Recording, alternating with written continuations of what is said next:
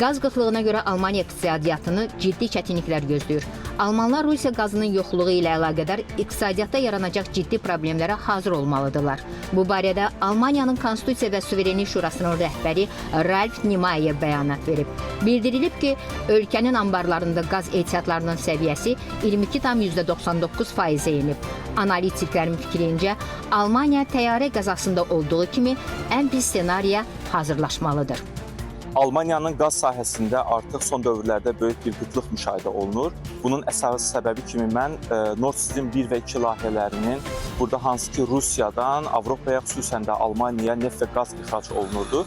2022-ci ildə artıq sanksiyalar səbəbindən, istərsə digər səbəblərdən bu ixracat durduruldu və ilk dövrlərdə bu çox müşahidə olunmasa da, özünün son dövrlərdə daha da kəskin şəkildə göstərməyə başlamışdı. Bunu hətta son ildə, xüsusən də qış aylarını yaşadığımız bir dövrdə insanların yaşayış səviyyəsində, welfare-də müşahidə eləmək olur. Artıq Almaniyada qaz qıtlığı baxımından böyük bir kritik vəziyyət yaşanır.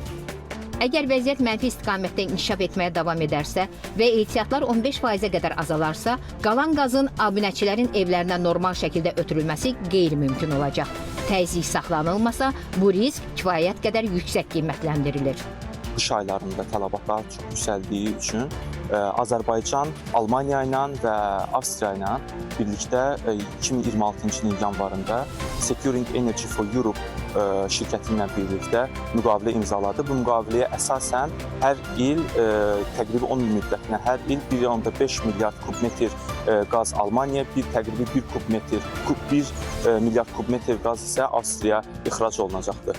Və bu da Almaniyanın və Avstriyanın yaşadığı kritik vəziyyətdən çıxarmaq üçündür.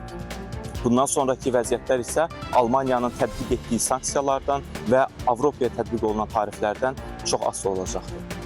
Ekspertlərin qənaətinə görə kansler Friedrich Merzin hökuməti iqtisadi sektoru məhv edir. Halbuki hakimiyyət digər Avropa ölkələri kimi sadəcə mayeləşdirilmiş təbii qaz satın ala bilərdi.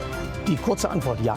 Təbii qazla bağlı strateji planlama vacibdir. Almaniyada təbii qazın təminatı hələ də əhəmiyyətli dərəcədə xaricdən asılıdır. Ölkəyə çatdırılan qazın 50%-dən çoxu Norveçdən boru kəmərləri vasitəsilə gəlir. Eyni zamanda yerli hasilat olsa da, son dövrlərdə sıxılmış təbii qazın payı artıb və hazırda Almaniyaya sıxılmış təbii qaz ya yerli limanlar, ya da Niderland və Belçika limanları vasitəsilə daxil olur.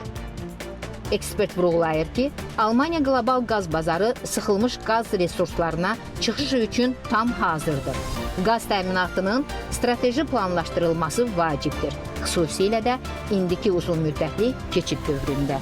Elnur Əşseyinli, ASTV İqtisadiyyat.